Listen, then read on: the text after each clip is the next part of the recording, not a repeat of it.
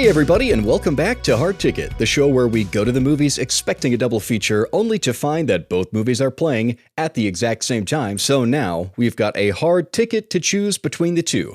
I am Jeffrey Boggess. And I'm Tristan Moore. And joining us today, we have a very special guest who we are so excited to have with us. Say hello, Ethan. Are you excited to have me? Goodness, that's quite nice. Hello.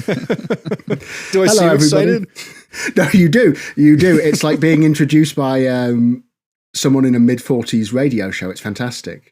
I feel like the thing is that you imagine the big band behind you, and they've just gotten to the end of their number, and then you move to the mic. You've got the piece of paper in your hand. Yes, I've seen too many films, and then you introduce me, and I'm like, but no.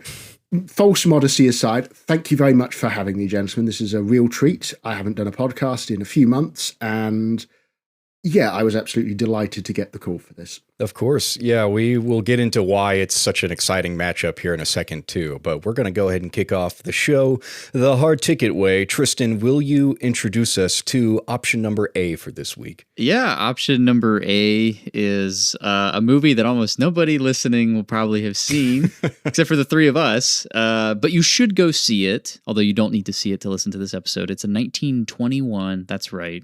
1921. I think this is the oldest film we've covered on the podcast. Is it older than Sherlock Jr.? I think it is older. I think Sherlock Jr. is 24.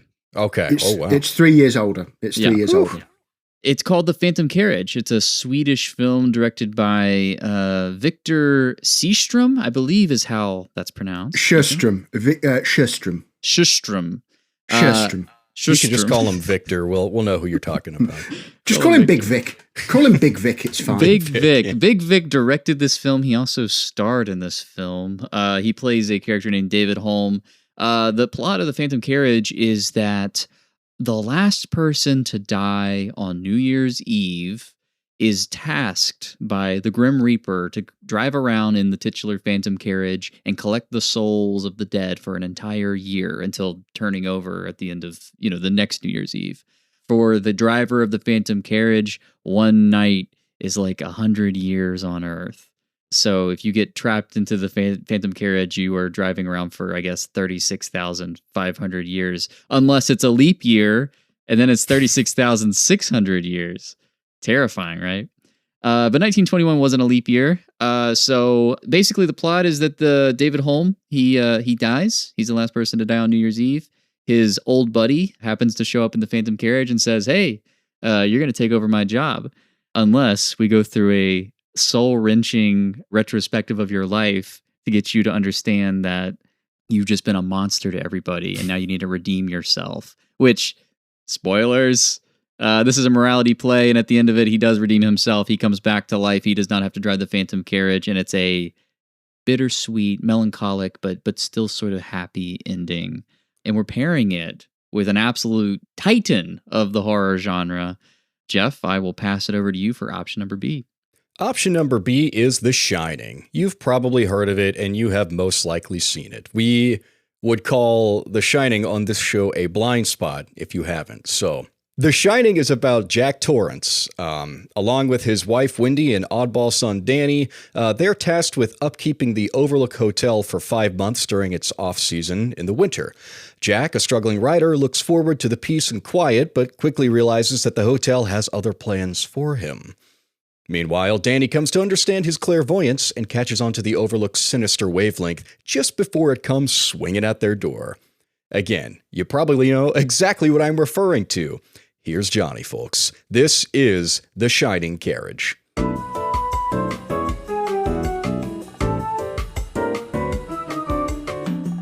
Why are we comparing these two movies? Maybe we should hit the log lines in order to sort of set the groundwork. Ethan, I want to hear yours first. Of course, gentlemen. This took me about 5 minutes, so I apologize for its... I had to really boil this down to the barest of bones. An unrepentant alcoholic jeopardizes the life of his long-suffering wife and family before supernatural consequences catch up with his door-breaking ways. That's great. I love it. The joy of doing that, for me, and I think you probably agree, or similarly agree, is that it's about finding all the connection points between the two texts. I mean, we're basing this on the idea of the single image of like the door, which obviously Jeff teased earlier. But then you look back at it and you work backwards and you go, actually, there's a lot here under the surface that is very, very similar. So for me, the pleasure was like, how do I boil down all those similarities into a single strapline? And that's the result. Yeah, I'm happy with the log lines because they really just make it's like ultra packed. It's small, but it's highly caloric. Tristan, I want to hear yours. My log line, which is written in about 5 minutes, is a newly appointed caretaker faces domestic troubles and alcoholism as past and present collide in this ghost story.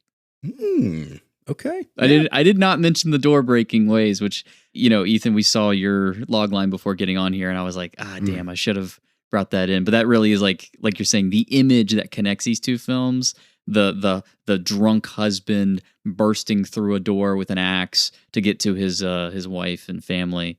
Completely. Yes, that's the lingering image. Jeff, what's your log line? All right, I'm taking us home here. Rise and shine.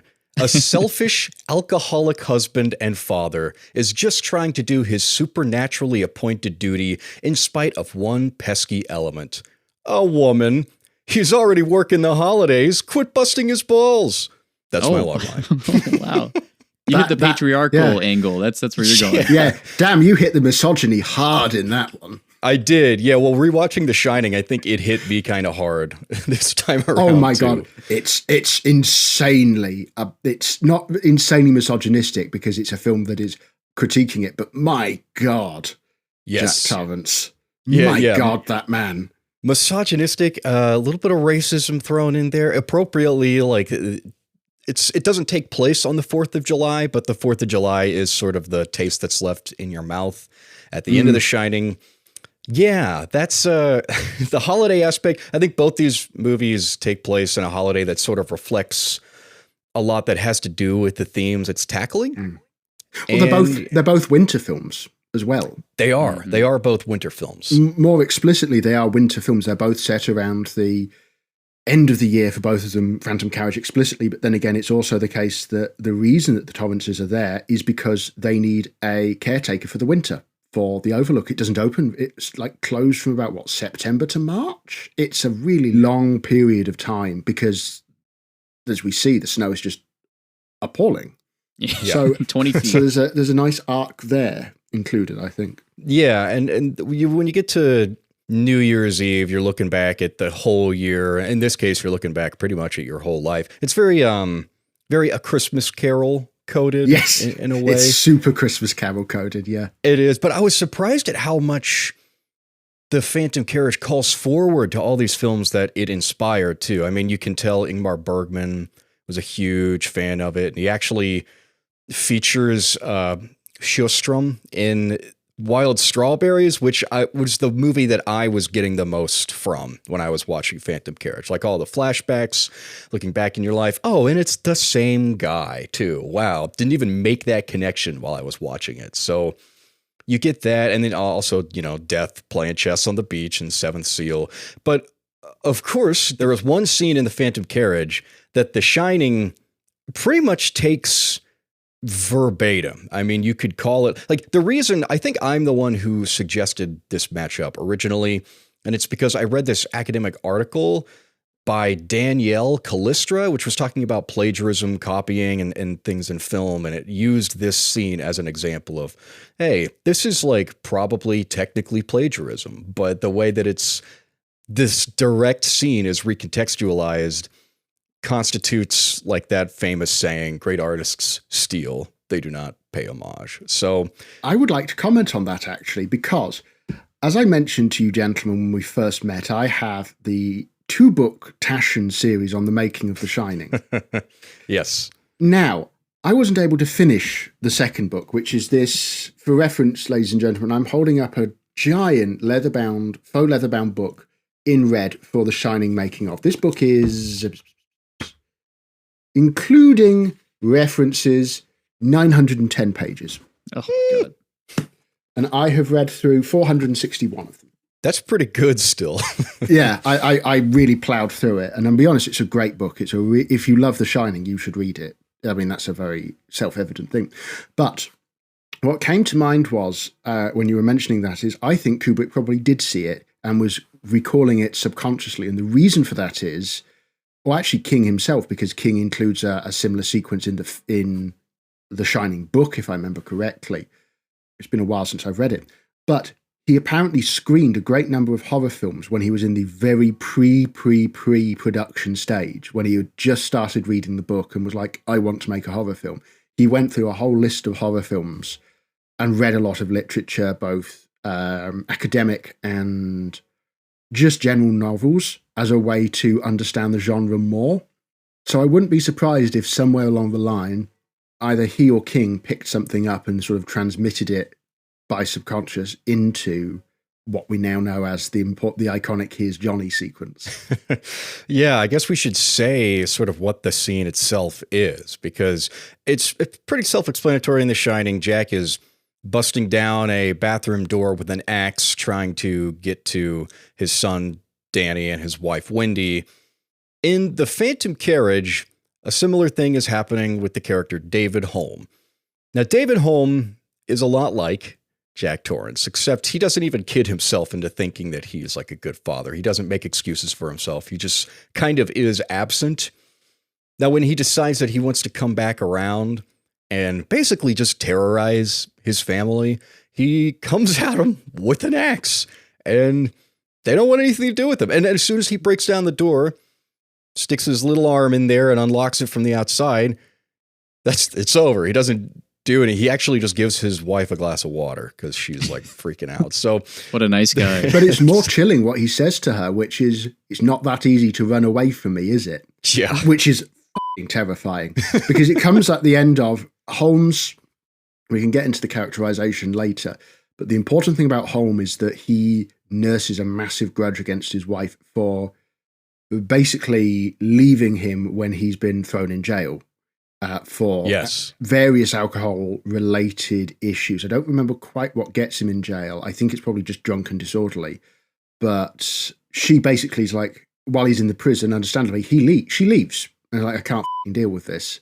And thus sets up this really very unsettling sequence, which is probably the most famous bit of the film. Yeah, and that's a similarity that he shares with Jack as well. The misogynistic undertones of these two characters.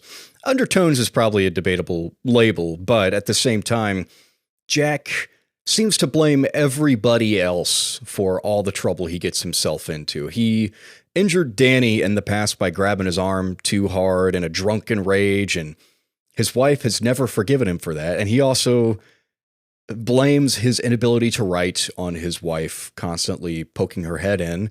But really, she's the one doing all the duties at the Overlook Hotel. Wendy's the one doing his job for him. Yeah.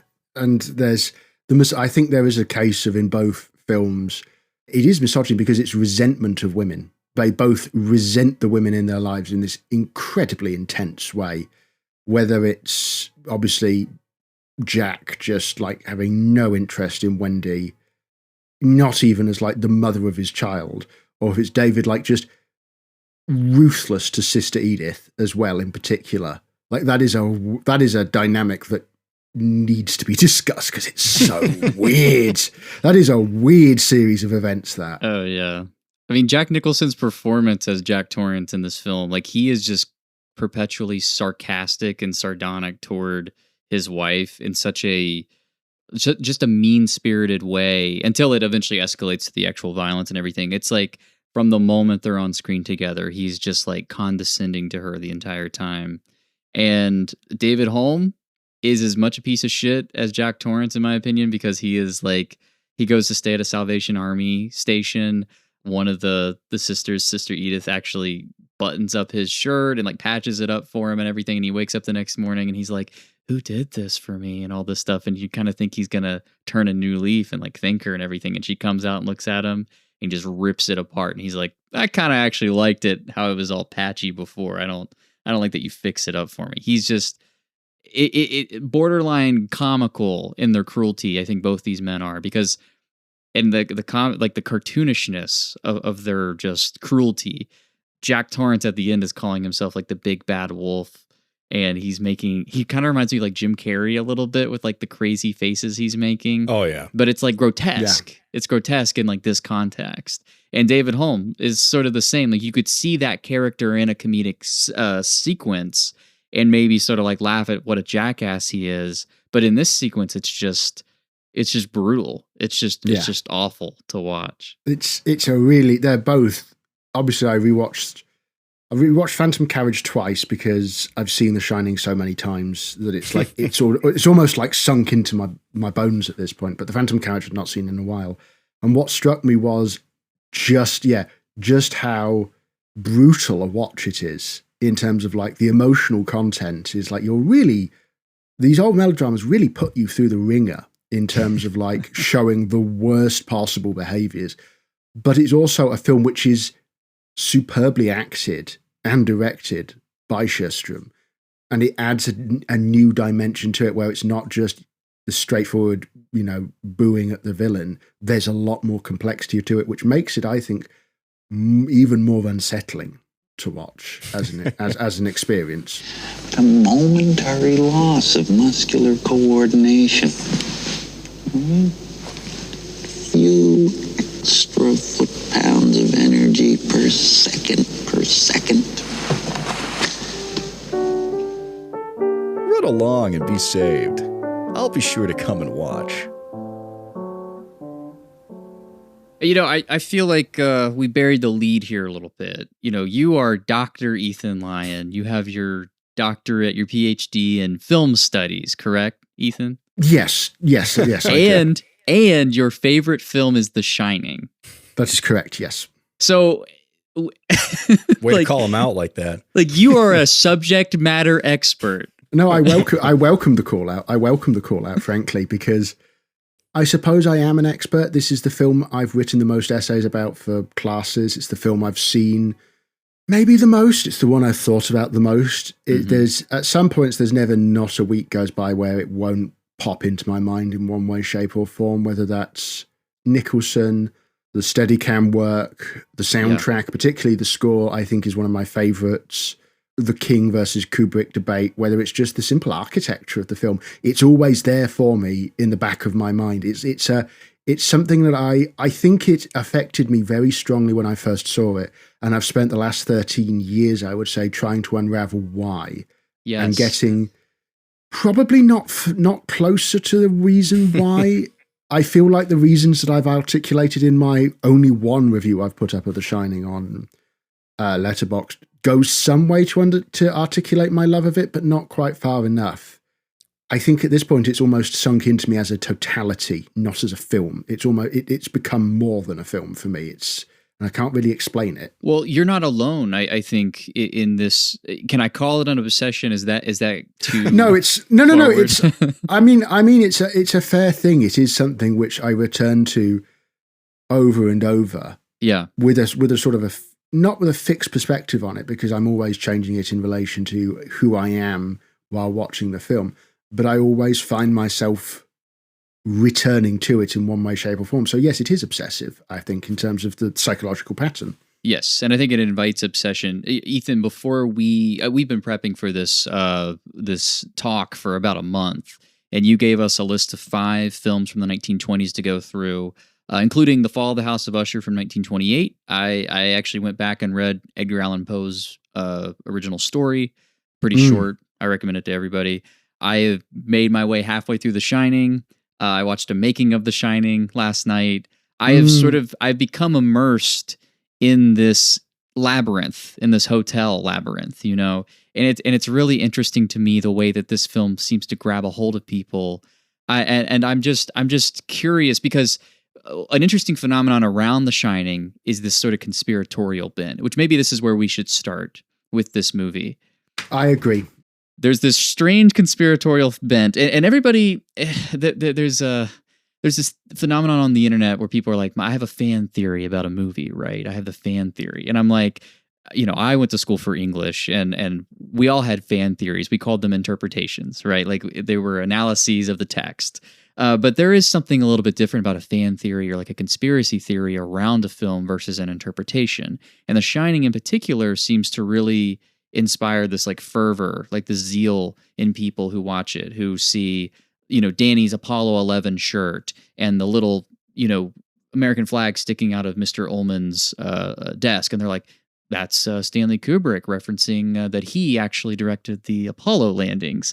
Or Room 237, that's the mean distance. I think the Earth from the moon is like 237,000 miles or kilometers or something. There's the mean distance between the two. There's the sort of Native American motif in the film about the fact that the Shining, the hotel was built on a Native American burial ground. There are Native American figureheads everywhere in the film. There's Navajo and Apache work that's referenced in the film. For me, I'm like, that doesn't even veer into like conspiracy theory. I just feel like that's just subtext. No, that is literally subtext. Yes, having read my book. Yes, it's literally subtext, and that was deliberate by Kubrick and his collaborators. Right. But there's your dividing line, right? Because I think, maybe Kubrick is being cheeky about the moon landing. I believe we landed on the moon. I don't believe in that conspiracy theory, but maybe he is being cheeky by, let's say, deliberately throwing in some of these things. But how do we delineate between these two lines of thought, between the people who are looking at The Shining? Because I asked you about a week ago, I said, have you seen the Room 237 documentary, which is a famous documentary that goes into all these interpretations and theories about The Shining? And you said you thought that it was a great sort of examination of how people sort of read too much maybe into the story. I'm curious, Ethan, like where do you draw that line between someone reading too much into it and interpreting like valid, interpretations? It's an excellent question, and one that increasingly I have been challenged on in terms of the validity of certain ways of reading. For me, I think it turns into an issue when an individual insists that is the sole interpretation of the text that matters, that this particular theory, and that it is one that is based on small external reference points rather than the corpus of the film itself, narratively and in terms of form, mise en scène, camera motion, so on and so forth. When it comes to that sort of discussion, and this is on the far fringes of real sort of talking about film, that's where I draw the line. Okay. For me, I think that they are also all theories about the film that are predicated on an excess of control by Kubrick. Mm-hmm. Kubrick, of course, was famously very intensely... he's a control freak. Well, yes and no. Reading the book, and I'm sorry, I must keep referring to this book because it's one of those things where you read it and you have the experience sort of flipped on its head because you are following the film day by day, all the way from 1976 to about 1981. I think I'm about up to 1978 at the moment, and we're midway through filming. And what you get the sense of is that Kubrick he was very clear, he was very intense about what he wanted. He was also extremely willing to collaborate with people. There's conversations where, reminiscences by people where he would ask his daughters, what do you think Wendy would wear? And they would give their opinions. He would allow for actors' improvisations. Here's Johnny, obviously, famously, or the bit in the sequence where where Jack is talking to Danny is like, never hurt you. You know that, right? Don't ya? The don't ya was completely ad-libbed by Nicholson on set. And he's not the sole writer on this film either. He co-writes with Diane Johnson. Yeah. Who was not a screenwriter. She'd done a little bit, but she was a novelist. And it was a toss-up between a novel she had written called The Shadow Knows, which is very hard to find these days. I've tried to get a copy of it, actually, because I'm really interested. And The Shining. It was a real toss-up between the two of them. And Kubrick split the difference and went, look, I love this book. Do you want to help me write it? And she is very detailed in the book about how they went through the process of taking the book, laying out information, and they must have gone through 30, 40 drafts to pare it back to even what was on the script for the film we now saw. So he was always willing to talk to people. One of my favorite ones that punches a massive hole in one of the great theories in terms of like, this is a crackpot theory, and I apologize for calling it crackpot, but I feel it deserves to be said, is the abuse one that comes up in room 237, that like Jack has been sexually abusing Danny. It's a really odd theory, and it's based on the idea that there is a copy of Playgirl that Jack is holding, which has an article on the front about incest. That's great and all, except Kubrick didn't put that there. That was Nicholson's suggestion. Nicholson thought it would be funny that Jack would be reading that in a chair. Right. So this is the level of like what we're going for, where I think people also have, and this is something I've also been reckoning with recently through some very stimulating debates, the limits of auteurism. Because auteurism is a very easy way and actually quite a productive way to read various films. It's the most simple one when we think of The Shining, because we think of it almost exclusively within terms of Kubrick and his style, and the debates we're in between King and Kubrick as to who's the real author of the text. But that also puts aside questions about, for example, Shelley Duvall and her agency on making the film, the contributions of people like Garrett Brown to the Steadicam photography. Leon Vitali is arguably the real behind-the-scenes wizard in terms of managing everything. Jan Harlan as the executive producer. A film is not just simply the work of one man, although Kubrick often made it look the case. I think by accident more than anything else. It was very much a small team, for Kubrick, a small team of people who he was drawing on, and they were drawing on him, and they would be working all hours to make this film possible. That is a very long answer to a very short question. No, mine was a long wind up too. So, but that's great. I think what you're talking about here, Ethan, to me, what it recalls, you're talking about like a cult of personality, or really almost like a religious experience, which is what The Shining to me is akin to. It feels like this kind of spiritual, singular experience. It's hard not to watch The Shining and for whatever reason kind of feel like everything that you see in there is done on purpose and done for a reason, and there was no accident there. But what you're describing with the sort of limits of auteurism is that Kubrick was just really good at kind of making it look that way. But in fact, the text is fluid and porous even, because that kind of leads us into The Phantom Carriage, because here again, with that scene, specifically the scene of him busting down the door with an axe to get to his wife and family, it's like undeniable proof that he's taking something from something else. Like he can't be the originator. I mean, The Shining itself is an adaptation too, but still people seem to sort of take this, there's like a fundamentalism to people who really get into The Shining, who don't sort of research, I think, what you're researching, which is like you're interested in kind of getting to the meat and potatoes of how this thing was made. And I think a lot of people who are sort of fundamentalists sort of take it with a more narrow reading. They just see the Apollo 11 stuff. They just see the conspiracy stuff. And to me, it kind of mimics the way that you're talking about, like considering the body of the work. And it kind of mimics the way that certain religious fundamentalists will look at certain aspects of their religion and ignore the other aspects.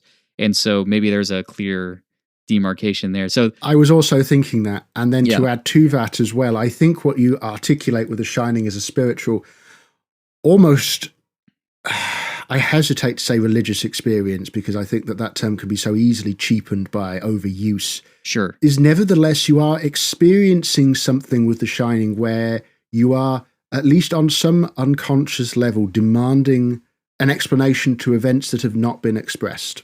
There is a great deal in The Shining that goes unexplained. Yes.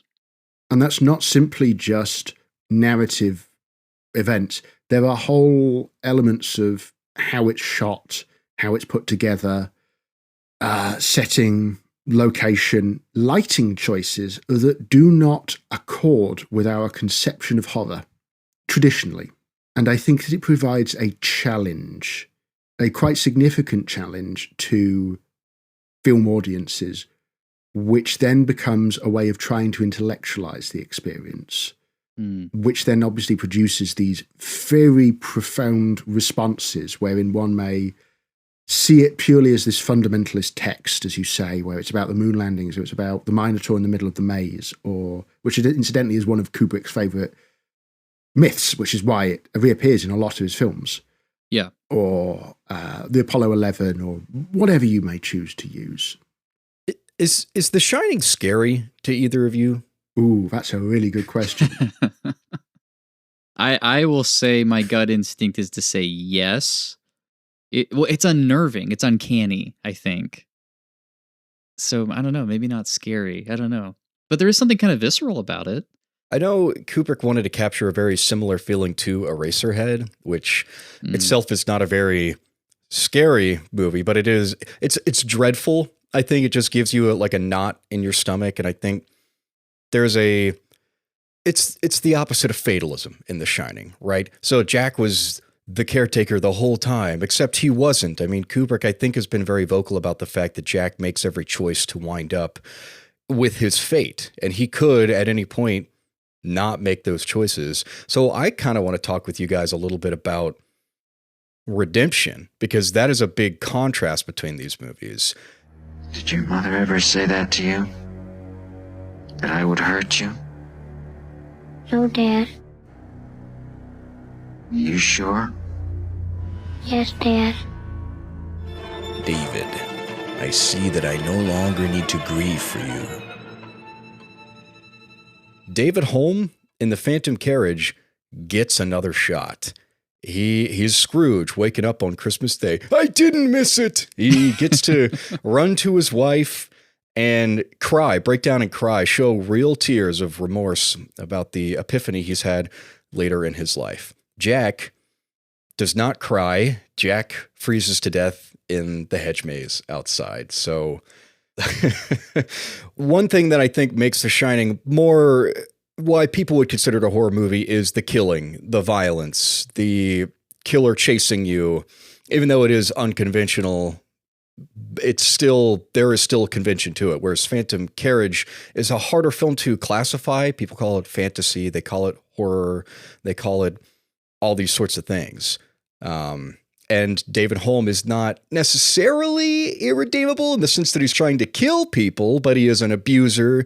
He is an alcoholic. He doesn't contribute anything to society. He's a cancer.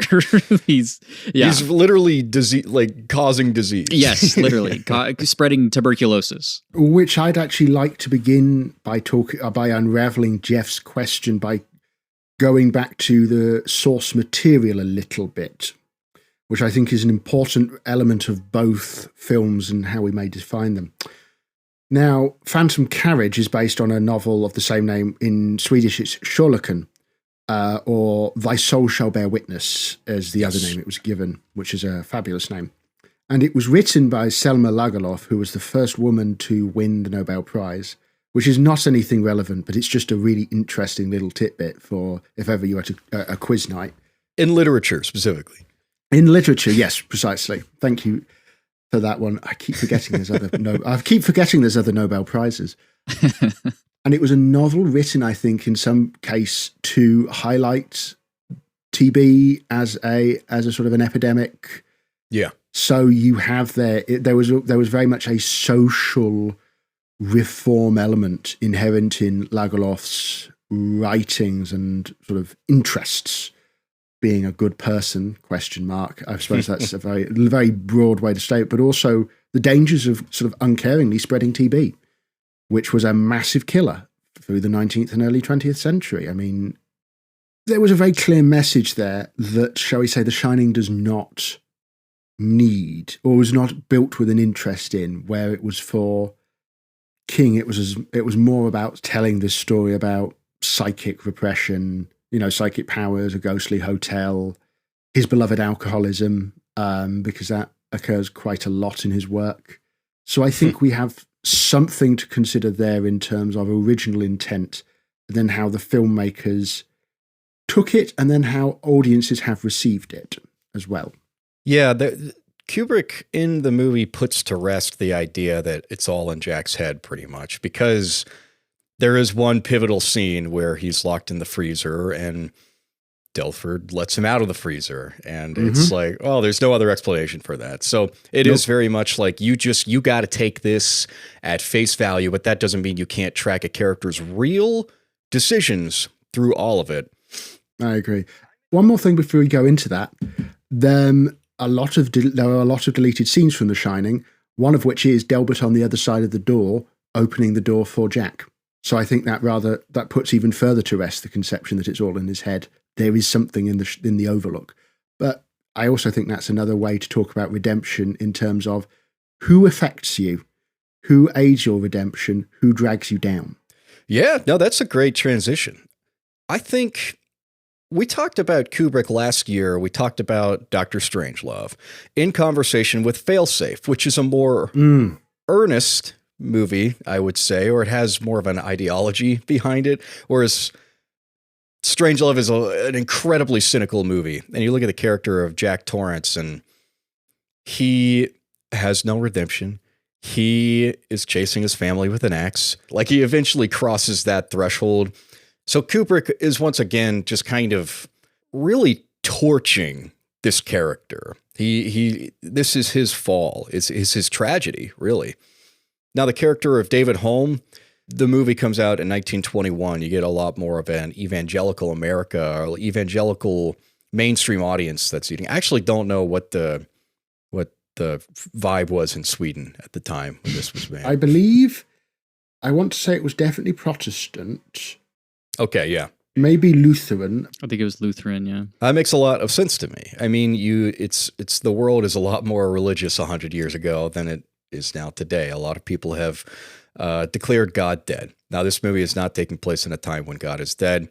Both of these movies are concerned with eternity. They're both sort of broaching the subject of eternity. Jack Torrance is he stuck in the hotel for eternity? Is the Overlook Hotel hell? I mean, there's a pretty sensible argument for that. Now, eternity on the Phantom Carriage, there is a time when it ends, but it feels like forever. When you're driving that carriage, collecting all the damned souls of the world, it feels like forever. Now, when David Holm dies in the Phantom Carriage, which happens, I'd say that probably finishes the first act of the movie, he still continues to be taught a lesson after death.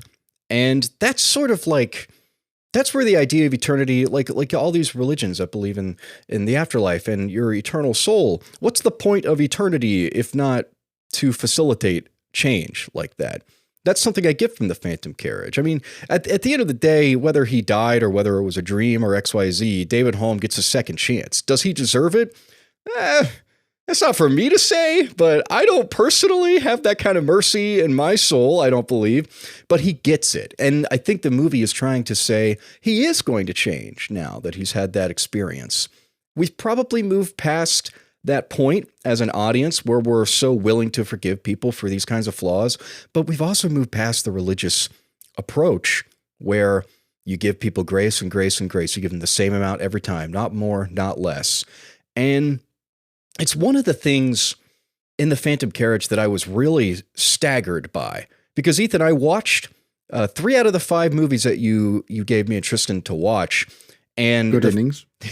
Yeah, 60%. It's not a passing grade, but you know, it's it's my class. I'll allow it. Okay, thank you. I appreciate it. Yeah, it's pass or fail. And I was just taken in by how just ahead of its time everything about the Phantom Carriage was. It's a groundbreaking movie. The effects, the narrative, the continuity. This is nascent continuity that it's weaving. But the themes too, and themes that are explored in The Shining, but I think in the Phantom Carriage, these same themes have a different. There's a different ideology around them. Does that make sense? Yes, completely. I would entirely agree with you, and I think that's also to do with, operating within, especially within the case of. I don't know about Sjöström, I don't know about Ilagalov, but obviously it was a Christian background, as you say, and there are strong Christian thematic elements to the film and characters, Sister Edith. Yeah.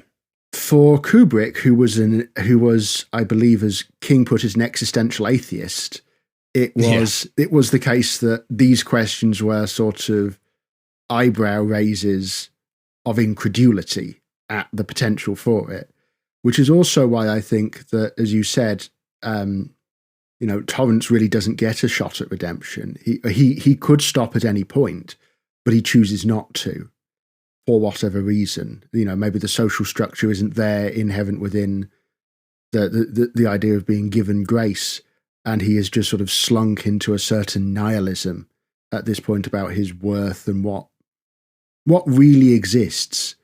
So that's something that comes to mind as well. I find it such an interesting film because I never am interested in it. For Jack, it almost feels like redemption left the room long before the film started, long before he went up the mountain. I think it probably ended for him when he dislocated Danny's arm, if I'm honest, because he repeatedly demonstrates no level of contrition. He starts the film, I would say, like one click below a boil, and then the movie is just the boiling over. It's the boiling point. So yes, yeah, and like he is thoroughly unrepentant. He is. Yeah. It's just when it comes up in the conversation with Lloyd, which is again a really great scene. He's like, it was 1 foot-pound of pressure per second. And he does these very specific movements where it's like, well, the theme is, what do you do? Yeah. And he seems to genuinely believe it, unlike Holm, who seems to wear it as a sarcastic armor.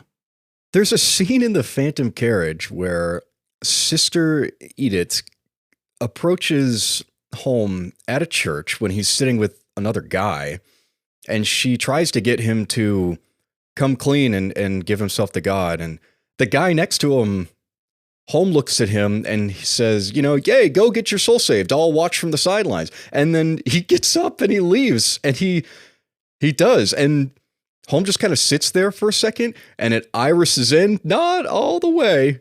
And he just he second guesses taking a swig from his bottle. And then he does it, and then iris out all the way. But it's one of my favorite little scenes in the film is that tiny moment where he's at the bar and he's like taking the drink and he's considering it and he's looking down and he's kind of reflecting on it. And it's a beautiful bit of business in terms of it's very natural feeling. It's very, this is one of the big things about it, is it feels so incredibly natural as a form of acting.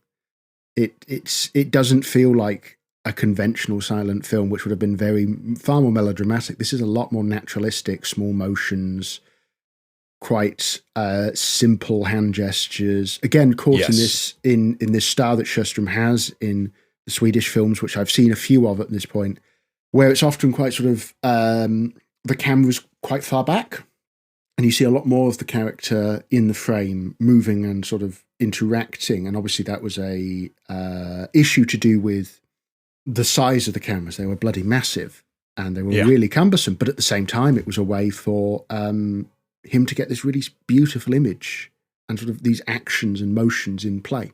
Let me see if I can weave some thoughts together here. I'm so sorry, Tristan. I've been talking so much. I do apologize. That's why you're here, Ethan. The Phantom Carriage manages to feel so modern, and The Shining is it's this ghost story. I think it's more of a ghost story than The Phantom Carriage, honestly, despite not having the word phantom in it and all this stuff. That Jack Torrance is obsessed with the past. We end the film with him seemingly in this picture from 1921, July 4th, 1921. 1921 happens to be the year that The Phantom Carriage came out too. So, which is just a strange coincidence. We'll say that. 59 years between these two films, and in the middle of that is, the kind of advent of postmodernity and all this stuff. But Jack Torrance is this postmodern man who kind of yearns for the good old days, right? He is a man of the written word. He is a playwright, an author, but he has writer's block. And so he is sort of caught up in his, we'll call it impotence, right? Like he is charged with taking care of this hotel. He's charged with, ostensibly this sort of domestic duty, yet throughout the whole film, it's Shelley Duvall's Wendy who's kind of taking care of everything. Meanwhile, Danny Torrance is he's a child who watches cartoons and watches TV. He is struck by images constantly, moving pictures. It's this sort of written word versus moving picture dichotomy between these two men. And you kind of get this sense of like in The Shining of the times are changing, old man, and you're obsolete. Especially with the way the hotel, like when Delbert tells Jack that Danny's trying to contact somebody, he's like, and did you know it's a black man? Of course, he doesn't say black man, but yeah, it's this. It ties right into the misogynistic streak in Jack.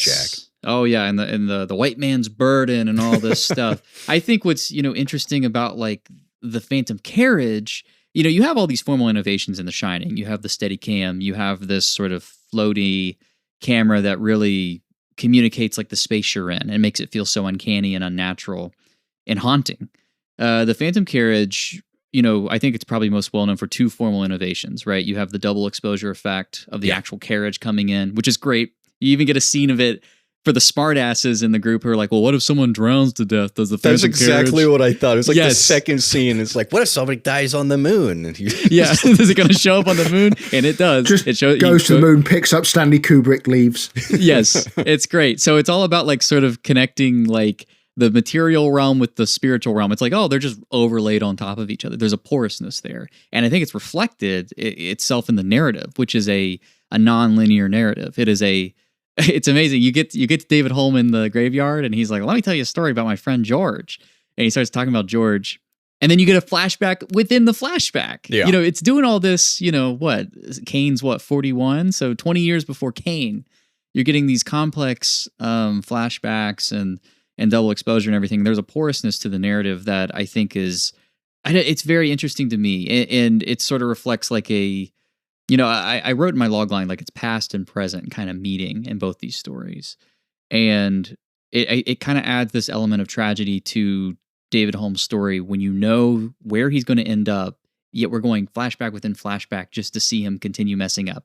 And so every time you think he has a chance of making the right decision, you already know in the back of your head it's going to be the wrong decision. Versus, Jack Torrance, who he's put his priorities in the wrong place. Like he has romanticized this past. He's romanticized his role as the caretaker, the keeper, really, of these souls in this hotel, of scandalous affairs, of big, roaring 20s parties and all this stuff. But it's all a lie. Like we are over the other side of this threshold, which I think is, probably World War II. And, another common interpretation of The Shining, Ethan, I think you know what I'm about to say, is the Holocaust stuff, right? You have Kubrick, even though he was an atheist, he was Jewish, and he always wanted to make a Holocaust film. You got the Penderecki score here in The Shining. I think, is it The Killing of Jacob? Is that the score, Ethan? The Awakening of Jacob. The Awakening of Jacob, yes. Penderecki, for David Lynch fans, Twin Peaks fans specifically, if you're a fan of season 3, there's that Threnody for the victims of Hiroshima during the Trinity test scene with that, really just shrill shrieking of the strings and everything. And you have something kind of similar here. And Penderecki's work really reflected on the horrors of World War II, the Holocaust, the atomic bomb, all that stuff.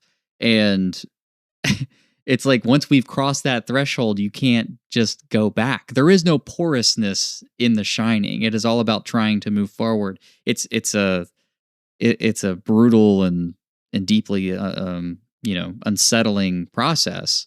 But Danny is the future, and you really get a sense that Danny is the future, and that's why Wendy is so preoccupied with taking care of him, and why Jack is so jealous of Danny. He's so jealous of the love that his wife has for Danny, and he's so jealous that there is this divide between the two of them. When the visions finally do start plaguing Jack, he loses his mind. He cannot handle it. It kills him. That's one of the reasons why I think the holiday aspect between these two movies is so appropriate. I already mentioned it in The Phantom Carriage, but 4th of July, the celebration of America's birthday. Ethan, I'm sure you know this, being an American right now is a little bit contentious, but we can't deny that the establishment of the country reaffirmed some problematic values that we have been struggling with ever since, and those are reflected in Jack's character. So the him being crystallized in a 4th of July party at the very end of the movie is incredibly appropriate for all the reasons you're saying, Tristan. I think that's a very cogent reading by both of you, gentlemen. I think it's a really strong reading and one I'd not thought about as well. I'd also argue as well that there's something to be said for a certain rootlessness that comes about for both Jack and Danny, but in different ways. Whereas Danny is a product of the sort of the television age, and therefore is rootless in as much as he doesn't have much of a connection to a past, only the images he sees on screen. Jack is incredibly adrift in terms of he doesn't know what he wants, he doesn't know really who he is, and he needs something to latch his identity onto. And the Overlook offers roots. The Overlook offers a history from which he can place himself, whether that's 1921 or post that. As you say, there is no turning back after World War II. And so there's this sort of sense of moral atrocity and how we reconcile it within ourselves. This idea of, I don't know, are we somewhat responsible simply by existing within the country that potentially committed it? In terms of, you mentioned Thurnody for the victims of Hiroshima. I mean, dropping the bomb was an example of that in terms of a moral atrocity as well as the Holocaust. So you're looking at a man who is alienated from himself. From his masculinity? From his masculinity, from his historical moorings, from his sense of self and what he should be, and what the Overlook provides is a ready-made identity for him. Caretaker, rubbing shoulders with the jet set of the 1920s, front of the picture, all that sort of stuff, which is probably how the Overlook also taught Grady. I think that what Grady insists on in the pattern, he's always been the waiter, he's always been there. And we find that Grady was the gentleman who obviously chopped up his wife and kids with an axe. Arguably, it's a case that they were seduced into, you now have a place in history. You now have an identity. Yes. Which drags them down in the same way that Holm, ironically, is the one who drags others down with him in Phantom Carriage, because he is the one who is the alcoholic. He brings his friends down with him. He brings his brother down with him, quite notably, who becomes a murderer and then just abandons him in prison. He brings his wife and children down to the point where the wife actively considers and is about to give them poison to basically just not be in that situation anymore. Yeah. So you have things there, and this is what I was talking about when with redemption of who is around you, who is capable of at the end of the day, you're in charge of your own redemption, but it's also very much the context of which you exist within your redemption. And Jack is not allowed by the hotel. The hotel isolates him in such a way that he cannot have any redemption, and he is doomed to stay in that photo. I love that. I got two thoughts, Ethan. I love what you're saying about historical moorings. For one, as part of my sort of deep dive into the Shining, the number 42 kept coming up and everything, and 2 times 3 times 7 is 42, and blah blah blah. I happened to look up the age of Jack Nicholson. He turned 42 while they were shooting The Shining. That's not the important thing, though. That's just another cosmic coincidence. He was born in 1937, so I think that makes him part of the silent generation. So Jack Torrance would have never fought in any the World War II. He would have grown up in an age of civil rights, of a sort of an age of gender equality. I think gender plays such a strong role in The Shining. Just the framing of Wendy Torrance, because she is so different from the book. She is way less competent, way more shrill, flighty, and panicky, all kinds of stuff. And I think it's really interesting, that sort of dichotomy, which would seemingly give Jack Torrance the base he needs to rise up to be the man he thinks he needs to be, but it actually just pisses him off even more, which makes him even more rootless and sort of like, who am I? There's a couple of quotes a couple of small things I'd like to read about Wendy. Okay. Before we go any further, and I think this will help when we get into her inevitably. So this is from King himself. Wendy Torrance is a kind of middle intelligence, a beautiful piece. Shelley Duvall just looks nervous and overbred. Right. Which is, we can talk about the ickiness of that until the cows come home. But I'd also like to point out that Christiane Kubrick, who was Kubrick's wife and a regular collaborator with him behind the scenes, noted that it was more likely that Jack would have married a woman like Duvall and not the character that appears in the book. Christiane is probably quite unfair when she calls Wendy weak. Nice but weak, but there is something to that as well. There is a level of passivity that is present in Duvall's characterization that was a source of contentment for King, although as I've read about King, as I say with King, I'm not really sure I like what he had in mind. But there's an interesting thing about gender and masculinity I'm sure we will unpack. But the other point you wanted to make before I... Well, the other point is sort of a parallel, I think, to David Holmes' situation. You know, the film comes out in 1921, so it's just after World War One, right? Sweden didn't fight in World War One. They remained neutral throughout the war, which is kind of interesting. And there is an aimlessness, to David Holmes' character. I wonder if maybe some of that aimlessness comes from not feeling like he had a purpose. Now, obviously, the meta-narrative around World War One is that it was a wasteful war. It was a war that should never have been fought. And World War II ends up sort of redeeming it in a way, like sort of fixing what we didn't solve at the end of that war. And it gave people purpose. We call the people born who fought World War II the greatest generation, so on and so forth.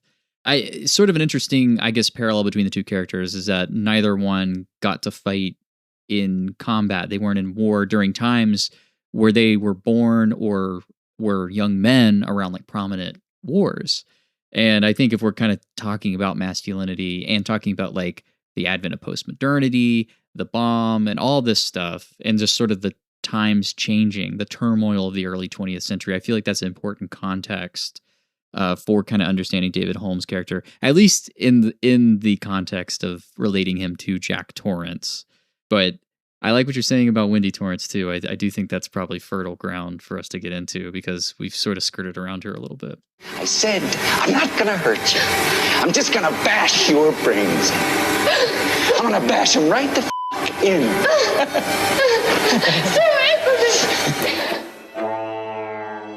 It wasn't so easy to run away this time. Wendy and indeed Holmes' wife, who I don't think ever was given a name, are both abused spouses of alcoholics, whether it's because, and I think that is another interesting element which I brought out in my log line, which is that they are both people who suffer under the hand of a really quite vile man who does not care for them, does not have any interest in their safety, who condescends to them, who treats them a little bit like circus bears, basically. Yeah. But the difference is that Holmes' wife, at least to begin with, has the presence of mind and courage to leave, walk away in a very brave move, whereas Wendy does not. Whether cannot is the word, I would not want to use that because that implies that perhaps places too much onus on her behaviours as in a sort of a moral sense. But she is somebody evidently who is very conflicted, deeply psychologically conflicted, I think probably from moment one when we see her. And it's a very, very, it's a character that deserves a lot of talking about because it's inspired so much debate over the years. Yeah, I think that's totally fair. I think something that was sort of interesting for me to think about, we talked earlier about the fairy tale aspects of these stories. We talked about Christmas Carol aspect, the sort of big bad wolf, Hansel and Gretel kind of ending to The Shining. I think the women in these stories really ground the brutality of, like I said earlier, two men who would maybe otherwise be sort of comical in their cruelty, in their facial expressions, and their performances. The women are so beaten down in these films. I mean, to the point of like almost literally like beaten down. And I think it's interesting, yes, that the Phantom Carriage seems to place greater agency initially on David Holmes' wife, who does escape and then is sort of roped back in. But Wendy Torrance in The Shining also does get the chance to be the homemaker and check the boiler room and do all these things that Jack should be doing. And she is the one at the end who hits him over the head with a bat. She's the one who slashes his arm when he reaches through to unlock everything. She locks him in the walk-in storage closet and all that stuff. And she's the one eventually who takes Danny off the mountain down the snowcat. So it's almost like a coming of not age, but like sort of a coming, a self-actualization maybe of Wendy Torrance throughout the film. It's like a forceful liberation where he just forces her out of this marriage by being such a piece of shit, obviously. And that sort of just compels her finally to do what it is she needed to do the whole time. And actually she's sort of like the final girl in a way, in a very strange way. I don't know. What do you think about that? What do you guys both think about that? I think, yeah, if it's funny you went back from saying coming of age to call it self-actualization, because it kind of ties into what I'm saying about David Holm specifically learning to better his life right at the cusp of death. I mean, like that it can happen at any point. His wife is the one, like you're right. She has more agency at the beginning, and then it's Edith who kind of brings him back to her, and she's like, oh, like, why did you do that, basically? But Edith is basically playing that God character. She will love David no matter how much he fucks up.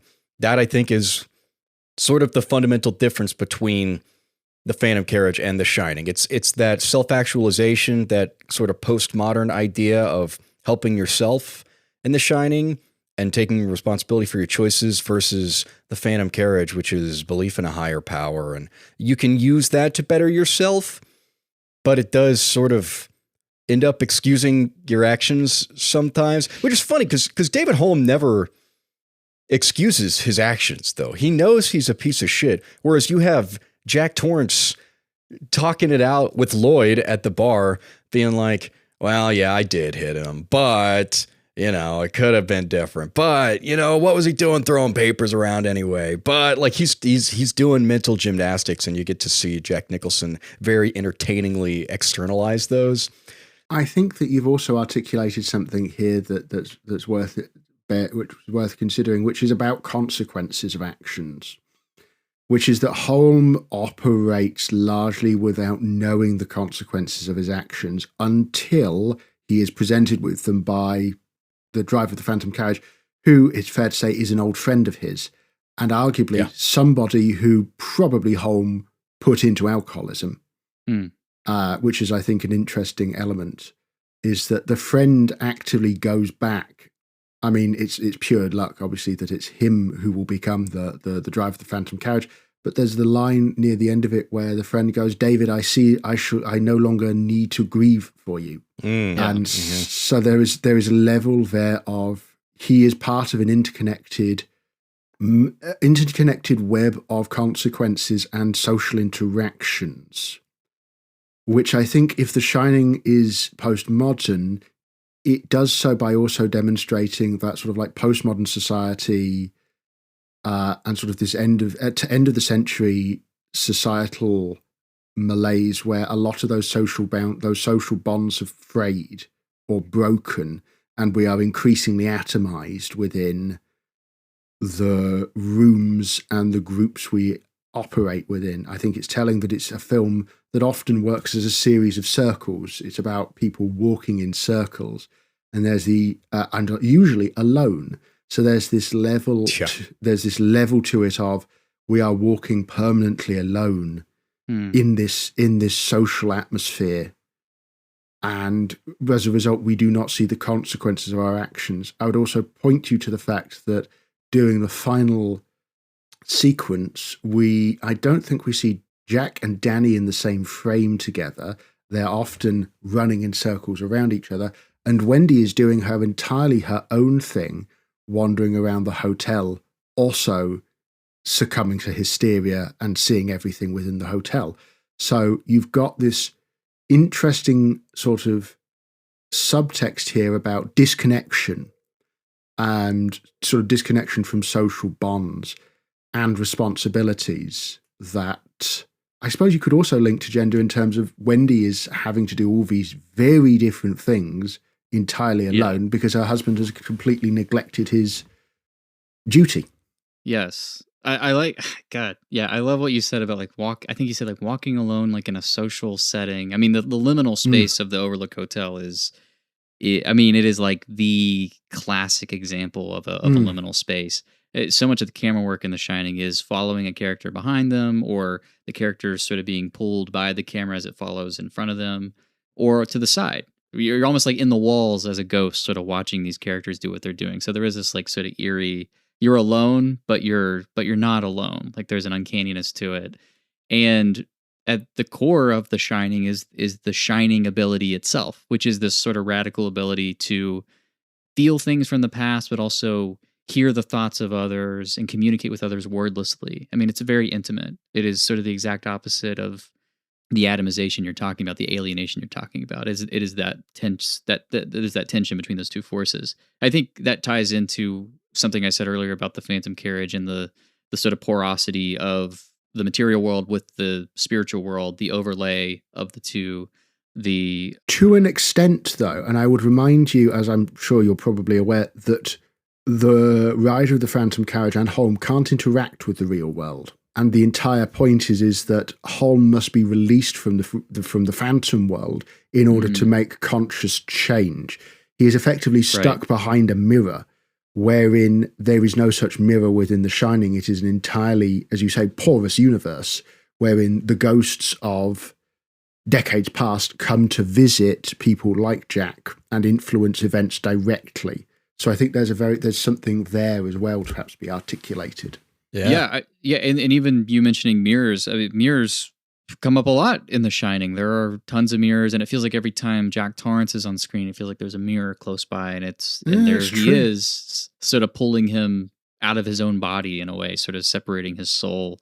Sort of like a double exposure kind of thing. Yeah, haunted by images, Think about it. Us pointing at each other in the middle of the room. Yeah. Full Spider-Man points. What do you guys think the carriage driver drives now these days? Like an EV or something like that? Pulling up. Monster truck. He drives a big truck. The Phantom Monster truck. No, he drives an F-350 dually, without doubt. Yeah. I'm just imagining those content houses that make those viral videos, people acting dumb in pools, and one of them goes awry and the camera just sits there and you see the Phantom Carriage pull up to this content house really slowly, horse and buggy and everything in the year of our Lord 2026. I mean, why change it? That just sounds like the start of a Curry Baker skit. Yeah, honestly.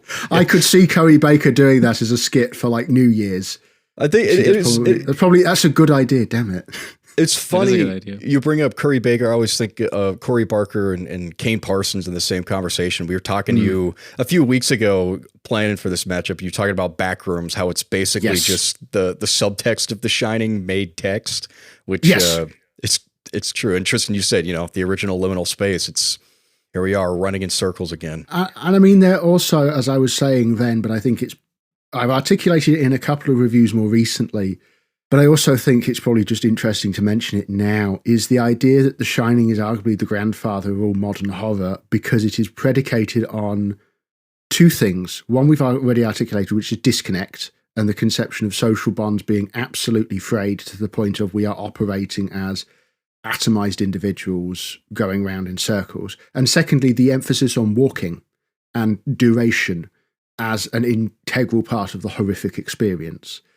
So something like Exudate, where it's about walking through the same corridor over and over and being asked to recognize the differences and making a change there. You have Backrooms, which has a lot of Clark walking through the backrooms, literally, and exploring those spaces. You've got Iron Lung to some extent, which I rewatched recently, and that's a film about travel and moving through, in this case, an ocean of blood, and photographing what you see, so you are constantly moving and witnessing the landscapes.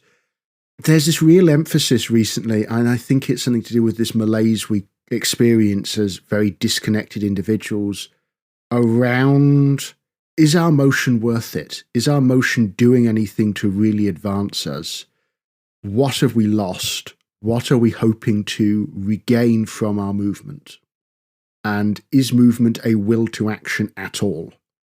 And I think that that's a theme that The Shining anticipates by 40 years at the very least. I love that. Yeah, transience, I think, is maybe that's the best word for it. I agree. It contrasts so beautifully with the Phantom Carriage, because the carriage is always moving. I mean, we see it comically moving on the waves, but it is always going towards something. It is always fulfilling a purpose in its movement.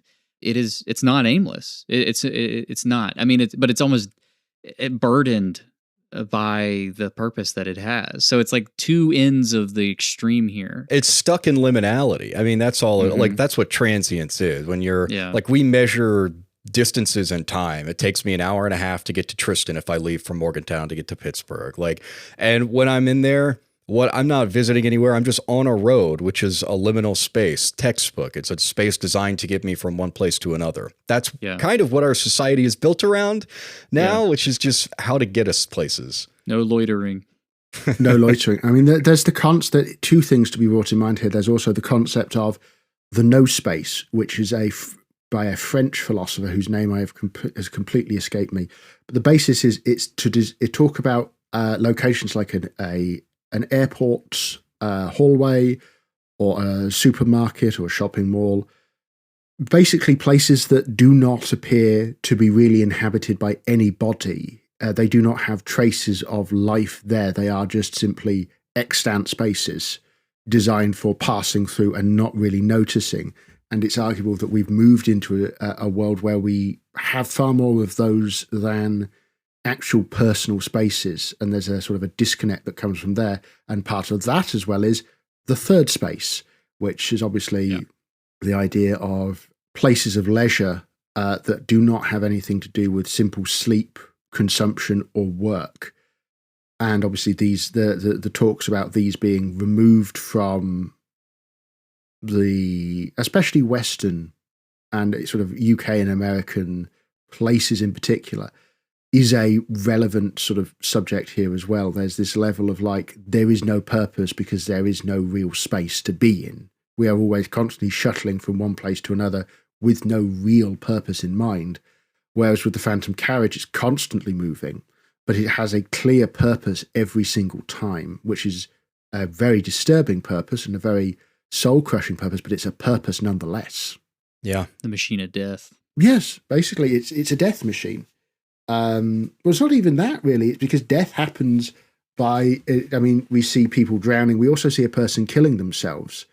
So it's more of it. Yeah. It's more like a sort of, if it's not causing death, then it's... It's almost like a vulture just sort of circling over there. I'd agree. Carrion. Yes. So something kind of that you're stoking in my head, Ethan, about what you're talking about, like the moving and the hallways and all this stuff, the rhythm and everything. And Jeff, you mentioned earlier that Kubrick was inspired by Eraserhead. He screened Eraserhead before shooting The Shining to kind of get people into the mood. And even as I was watching The Shining, I was like, damn, this actually would have made a pretty decent matchup with Eraserhead. Sure. There's a lot of rhythmic noise in The Shining. I think back to like the tennis ball. I think back to like Danny's wheels like on the floor and then on the carpet, on the floor, on the carpet, so on and so forth. I think when Dick Halloran shows up at the end of the film, there's like this sort of rhythmic clicking noise. And it sounds like, I don't know, like almost like a gramophone or something, like just the vinyl's spinning and there's nothing playing, which you actually hear a lot, I feel like, in David Lynch. I mean, it is a Lynchian noise, I would say. Twin Peaks, yeah, that's what Twin Peaks. I think of. Exactly. And there's that. There's Dick Halloran sort of just walking through this lobby, and it's just pillar after pillar after pillar. And every time I see this scene, it's the scene where Jack Torrance comes out with the axe. I'm always like, which column is he going to come out of? And there's that rhythm. You know it's inevitable. You know it's going to happen, but you can't remember exactly because he's repeating the same lines. He's like, is anybody here? Is anybody here? There's the rhythmic kind of sound in the background. There's like no cue. You would just have to count. You would have to just be in touch with like the math of it. But otherwise, it is just like this liminal space where this man is walking through this space. of repeating spaces, of repeating sounds, and then finally, boom, that jump scare. He comes out of the one of the columns and just axes him from the film, literally. And notably as well, when we see the column in the frame, there's a fair bit of like space to the right of it, which is just, we might expect to see Jack walk into the frame, Right. but he's been permanently standing behind the column. Yes. Which I think is a really interesting thing. And another one for that matter is one of my favourite bits in The Shining now is, I've seen it so many times, is watching where people come in and come out of spaces. So in the sequence where he meets Grady, it's always fun to try and see where Grady is in the room. And I finally found him. He comes out of a door. And he comes out of a door as Jack gets up and he moves towards the camera. And for some reason, for me, it's just a beautiful, like, sort of clockwork moment of, and this is meant to happen. This man is meant to operate within this space. This man is meant to get out of this door, move this way, knock into this man, and start this chain of events. And I find that really I find it incredibly beautiful in ways that feel really weird to say. Not weird at all. I mean, because I was reading too about like people who make like floor plans of the Overlook just based off the film. And it's like, there are doors that don't go anywhere. And there's windows that shouldn't be in certain places. And the idea that you can track a person in this space, and it's like, well, it's like almost like when they're not in the frame, they don't exist. And then they just sort of show up, and it's like you're saying, that clockwork. It's like you're meant to be here now. But once you're out of this frame, you're gone. And like there are characters like that. You're quite literally entities. You're quite literally axed from the film, as you said earlier, Tristan. Yes. Yeah. Exactly.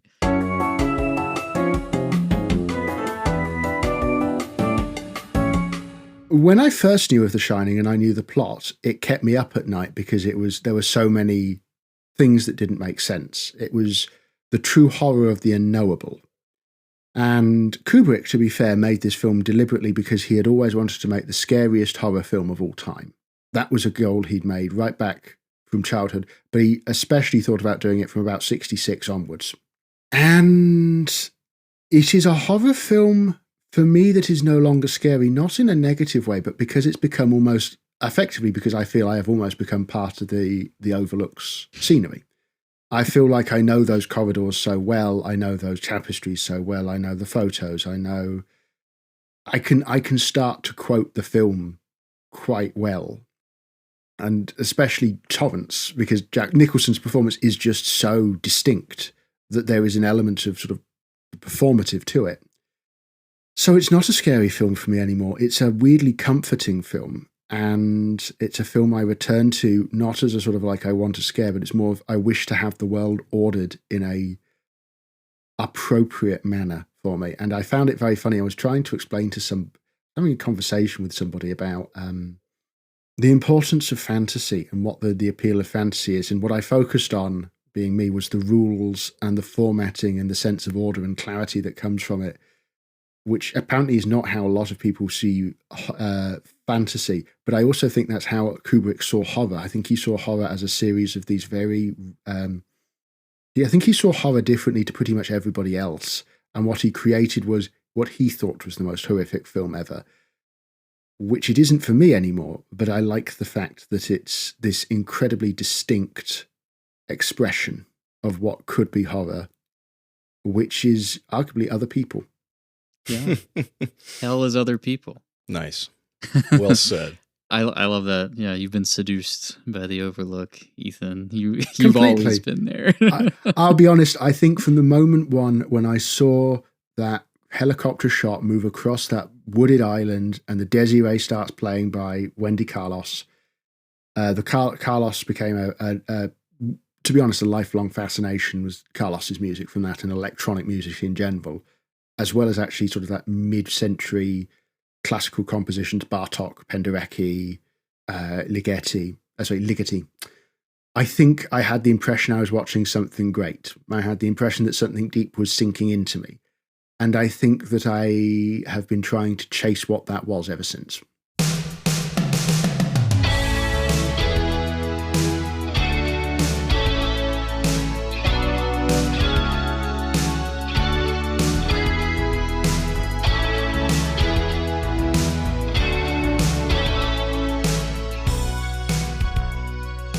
right, guys, we've reached the end of Hard Ticket.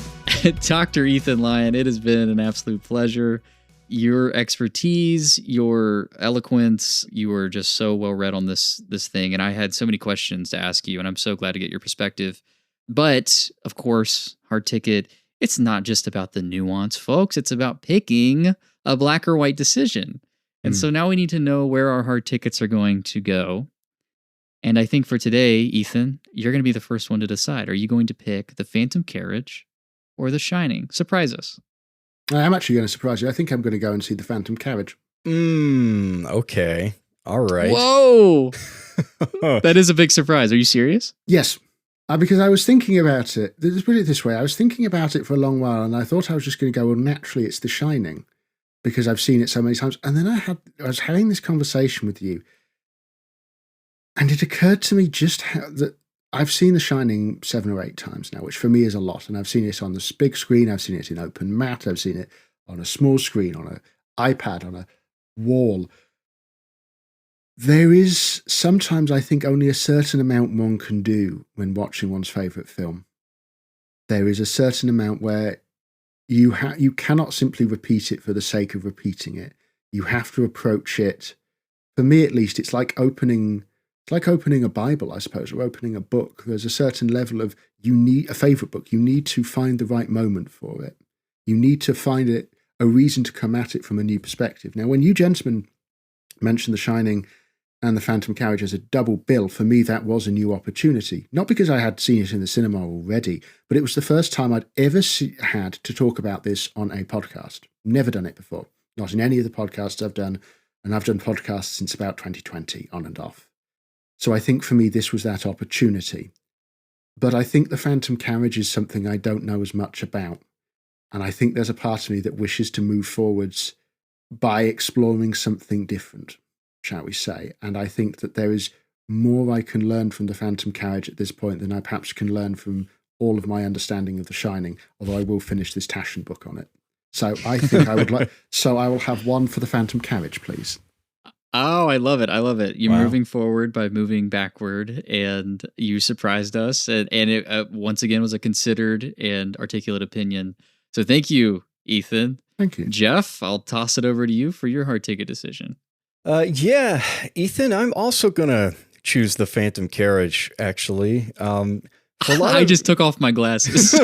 What? Did you not predict that I would choose The Phantom Carriage, Tristan? No, I predicted this would be a blowout. Oh, wow. Okay. Well, I guess we'll see if it still is one, but the opposite way.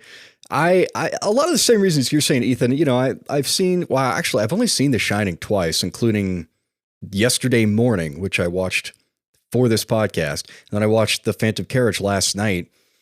And I really appreciated the homework you gave us to lead up to it as well. Like I said, I didn't get through all of it, but those movies you gave us were after The Phantom Carriage, and it still just blew them out of the water, just with in terms of how it structured its narrative, how contemporary it felt with its effects and with its themes. And I think The Phantom Carriage might be a new favorite of mine. It really is, like, I can see why it influenced all of these masters, Ingmar Bergman, Stanley Kubrick. Like, it's pretty incredible. I'm very happy to have watched it for this podcast. I do love The Shining. The Shining is great. I don't find it scary, really. And that's not a bad thing either. It is sort of in its own world. I always think The Shining's a little bit older than it is.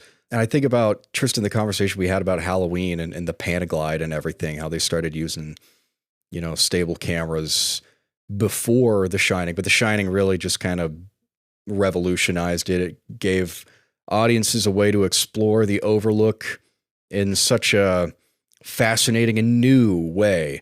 So it has its place. And, there's a mood I'll be in for The Shining specifically. It scratches an itch that is not that specific. It's a very multifaceted movie, but I am going to choose The Phantom Carriage because I was just so unexpectedly impressed by it. And now you, Tristan. Oh man, this is great. This is great. I saw The Phantom Carriage before. I watched it, I think, the first time 2 years ago. I really liked it. I liked it even more. I watched this, I think, 2 nights ago. I liked it even more. I thought it was great. And I would like to rewatch it again on the big screen eventually, for sure. I had a greater appreciation, I think, for the formal innovations, for the kind of simple morality play here. It kind of tugged on my heartstrings a little bit in a way that can be hard for films of that era to do, I think, for a lot of modern viewers. I don't know. I saw The Shining in IMAX back in October, and I walked out of that screening thinking, is this Stanley Kubrick's best film? After loving Clockwork Orange, like Clockwork Orange was my favorite movie at one point. 2001: A Space Odyssey was my favorite movie at one point when I was younger, And I walked out of The Shining and was like, is this the best Kubrick movie, actually? And there's a part of me that still kind of is wondering that in my head. I got to see it again. I am still... I've just begun to immerse myself in it, So I have to come back to it. I have to go back to it. I have to see it in a theater where playing on the biggest screen possible, it was like a religious experience or a spiritual experience, I guess is probably the term I think you'd prefer me to use, Ethan. It just touched me in a way that it had never touched me before. And I'd seen it, a couple times before that. But my heart ticket goes to The Shining. I am a little surprised I'm going to go see it alone, but not altogether unhappy. I hope you guys have a great time in The Phantom Carriage. The popcorn's on me, Jeff. Hey. Yeah, I made the right choice, all right. What's your guys' favorite line from The Phantom Carriage? Oh, wait. Oh. Lord, please let my soul come to maturity before it is reaped.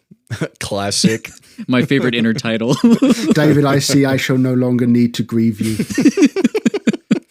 Good stuff. These things go hard. Well, that's going to do it for us on this episode of Hard Ticket. Dr. Ethan Lyon, thank you so much for joining us in the studio today. Do you have anything that you would like to plug? Only this. I've been working on turning my thesis into a book for a little while now. Who knows when it will be out? It may be next year, maybe the year after. But just keep your eyes peeled if you see anything by Dr. Ethan Lyon. Absolutely. Yeah, thank you once again. I mean, this was a blast. Had a lot of fun just watching these movies. They make I'm pretty happy with this double feature. You can follow the podcast at Hard Ticket Pod, all lowercase, all one word, on Instagram and Blue Sky. You can follow me, Jeff Blogus, on Letterboxd at Jeff Blogus, all lowercase, all one word. Tristan? Yeah, follow me on Letterboxd, Tristan Moore. You can follow me on Instagram at Tristan__less, and email the podcast, hardticketpodcast@gmail.com. Send us some questions, concerns, future matchups. How do you think Ethan did? Do you want to get in contact with Ethan? Join the Discord. He's on the Discord under the name G. I don't know how to pronounce the first word. Ziga. Vertov, which Vertov directed one of my favorite films of the 1920s, Man with a Movie Camera. Ranks up there with Phantom Carriage for sure. That's it for me. Thank you, Jared Tadlock, for designing our brand elements, keeping our podcast looking fresh. Thank you, Aaron Griffin, for mixing and mastering our theme song, sung by yours truly in a truly awful falsetto. Thank you, Dalton Carney, for designing our ancillary music that we use for bumpers. And next week, we are seeing off Spielberg Summer with our biggest matchup yet for Spielberg Summer specifically. Inglourious Raiders of the Lost Bastards. That's Inglourious Bastards versus Raiders of the Lost Ark. Having our friend Josh Brown back on that episode. It's going to be a tough one. I have no idea what I'm going to choose, but you can find out next week. Thanks for listening as always, and we will see you guys at the movies. Wendy, I'm home. Here's Johnny. Lord, please save my soul. It's a hard ticket at the movies. Which one will you watch? Let's decide.